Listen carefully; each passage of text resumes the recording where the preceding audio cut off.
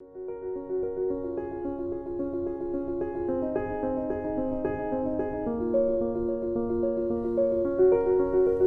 David Adams. It's my great pleasure to welcome you to the 5th ATS Mitral Conclave.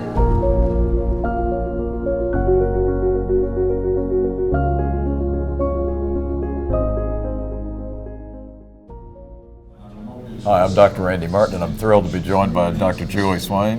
Julie, good to see you. Yeah, good to see you. Nice being here. You're going to bring us not only cardiac surgical knowledge, but governmental FDA knowledge. So, right. Julie, there's tremendous advances in transcatheter therapies with people doing annuloplasty procedures, chordal procedures, clipping procedures.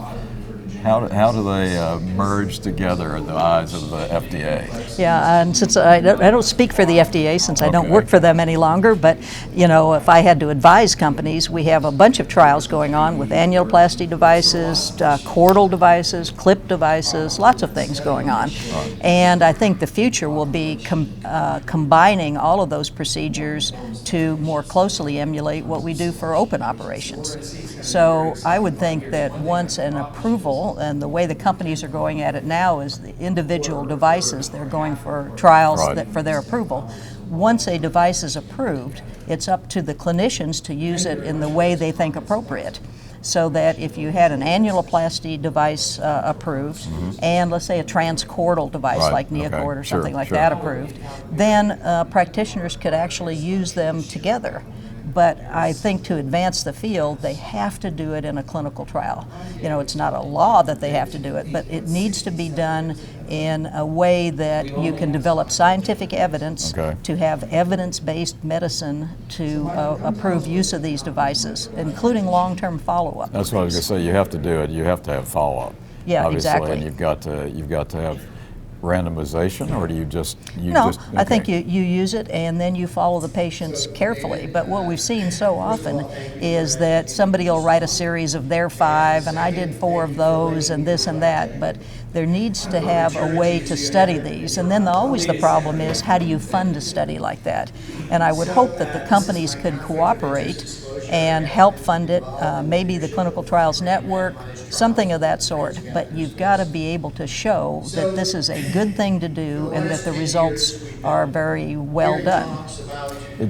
But it cannot be done in a private setting only, or is it a combination of academic major centers with private groups that are wanting to advance the field? Yeah, I think that you have to have a combination of academic centers, private hospitals, we call them community hospitals, but they're, you know, as academic as anybody and provide a lot of patient access and very good clinical trialists and very good operators, procedure operators, and that's what's needed. And need to try to cooperate and get funding, and then maybe get something like an innovative database where things like this can be collected. And there's some projects underway for innovative databases so that we can get good clinical evidence with long follow-up that procedures like this work. And then is there ever any need to have FDA approval of a combo therapy? No, there's no need at all, because you have 2 approved devices and you use them in combination. It's kind of like using an FDA-approved heart valve with a FDA-approved ascending aortic replacement Dacron graft. Is that once a device is approved, then one can use it the way clinicians think most appropriate.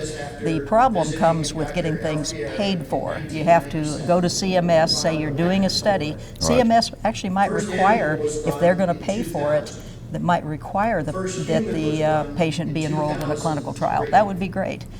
Because the key is always getting it paid for. If you don't get it paid for by CMS or insurance companies, it's never going to be used. Absolutely. But I think the critical thing you said is really the collection of data and the follow-up. So looking at volumes, outcomes, and then long-term outcomes.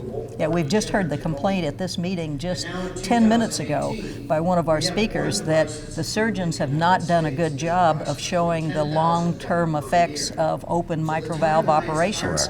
And the companies are now required to show at least midterm effects to get FDA approval. So as surgeons, we really need to work on following our patients in a systematic manner and seeing how this all works. No, yeah, valid point. Tyrone David obviously has had the advantage of following his patients over years, and it is really critical.